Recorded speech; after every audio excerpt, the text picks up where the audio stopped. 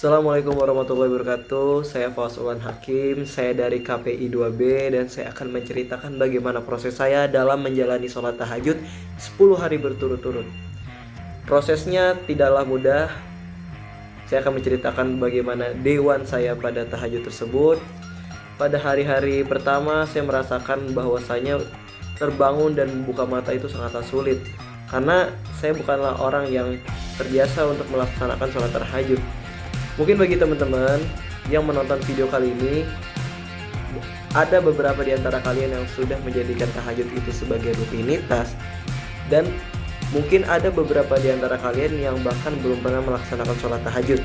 Akan tetapi tidak apa-apa, semua kita sebagai hamba Allah, kita berlomba-lomba dalam kebaikan, dan insya Allah Allah menilai kita dari amal dan perbuatan kita.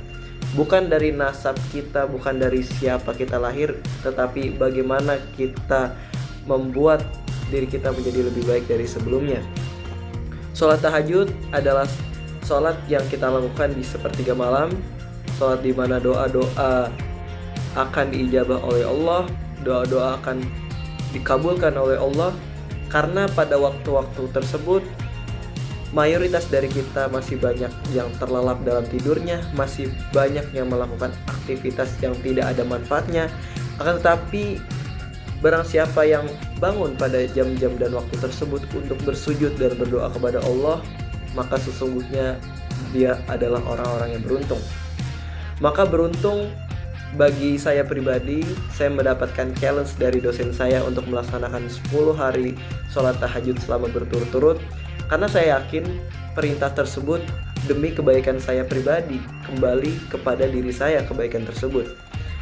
Nah, cerita-cerita yang saya alami kemarin itu berkali-kali teman-teman.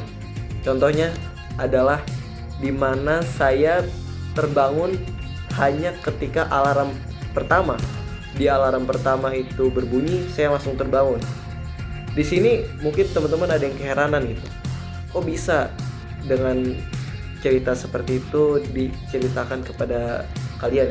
Soalnya biasanya butuh berkali-kali alarm untuk membangunkan saya pada waktu-waktu tahajud tersebut. Akan tetapi ada beberapa hari, suatu hari saya langsung terbangun pada alarm pertama. Feel-nya sangat beda dari hari-hari biasanya, karena yang saya rasakan, saya terbangun dengan wajah dan badan yang segar, seakan-akan kantuk pun hilang, seakan-akan waktu tidur pun sudah cukup untuk membuat saya kembali beraktivitas melaksanakan sholat tahajud. Dampak yang saya alami selama 10 hari ini, saya menjadikan itu sebagai waktu-waktu yang bermanfaat dan berharga dalam hidup saya. Karena hanya dalam waktu 10 hari teman-teman, sholat tahajud berturut-turut tersebut dapat memberikan dampak yang besar bagi diri saya, seperti mengontrol emosi saya agar tidak terlepas, membuat pikiran saya menjadi lebih jernih, dan melembutkan hati saya sendiri. Nah, dari itu saya merasakanlah dampak besar yang datang dari tahajud kali ini. Karena seperti yang saya ceritakan sebelumnya, yang terbangun ataupun yang bersujud kepadanya di sepertiga malam adalah hamba-hamba pilihan Allah Subhanahu wa Ta'ala, dan itu tidak hanya berlaku bagi saya, tapi bisa berlaku kepada teman-teman bagi yang menonton video kali ini. Tips bagi saya untuk kalian agar bisa terbangun pada sepertiga malam, saya akan membagikan menjadi 2 tips. Tips pertama adalah pasang alarm secara berturut-turut. Nah, pasang alarm secara berturut-turut kali ini itu dapat membantu saya dalam melaksanakan sholat tahajud. Karena ketika alarm tersebut berbunyi secara terus-menerus, membuat saya berpikir untuk tidak kembali tidur, untuk segera mengambil wudhu. Karena kuncinya di sini teman-teman. Ketika teman-teman langsung mengambil air wudhu, maka kantuk pun hilang, wajah pun menjadi segar, dan melaksanakan sholat tahajudnya pun tidak dalam keadaan kantuk.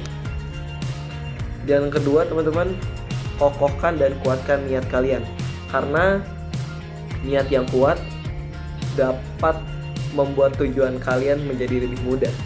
Ini beneran dan ini adalah kisah nyata teman-teman, dimana kalian ingin dibangunkan oleh Allah Subhanahu wa Ta'ala.